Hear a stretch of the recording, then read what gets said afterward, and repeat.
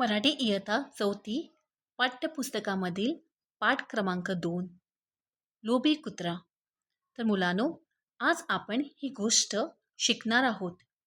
लोभी म्हणजे ग्रीडी आणि कुत्रा म्हणजे डॉग.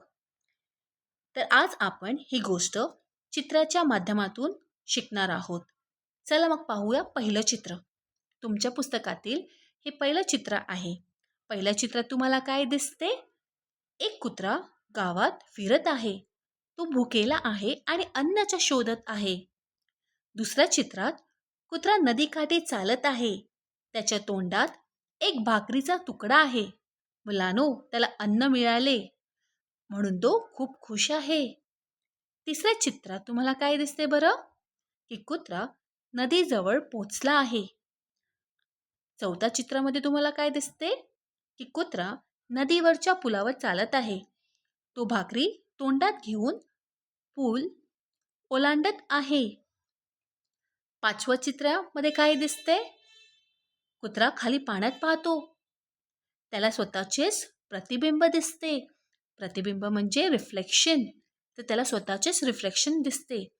पण त्याला वाटते की दुसरा कुत्रा आहे ज्याच्या तोंडात ही भाकरी असेल. शेवटी काय घडलं असेल ते सांगा बरं. अगदी बरोबर. तुम्ही ओळखलंच असेल की शेवटी काय घडलं असेल. पण तरी सुद्धा आपण ही गोष्ट ऐकूया आणि समजून घ्यायचा प्रयत्न करूया. तर एकदा एका गावात एक कुत्रा खूप भुकेला होता. तो गावात इकडे तिकडे फिरत होता आणि अन्न शोधत होता.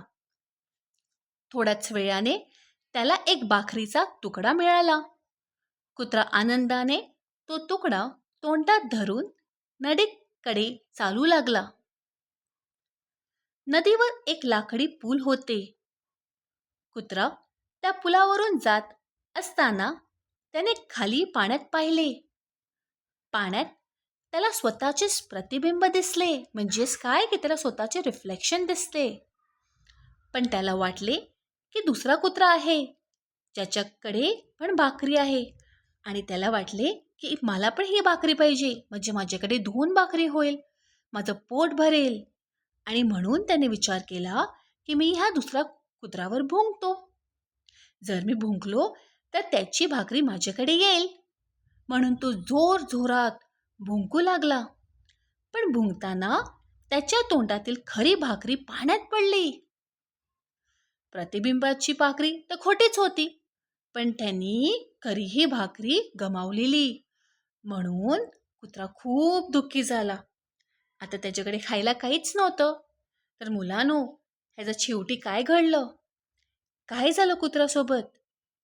त्यांनी लोभ केलं. ह्या गोष्टीतून आपल्याला शिकवण मिळते की लोभ करणे म्हणजे ग्रीडी होणे. लोभ म्हणजे ग्रीडी होणे कधीही चांगलं नसते. जास्त लोभ केल्यामुळे आपल्याकडे जे पण असते ते पण आपण गमावतो.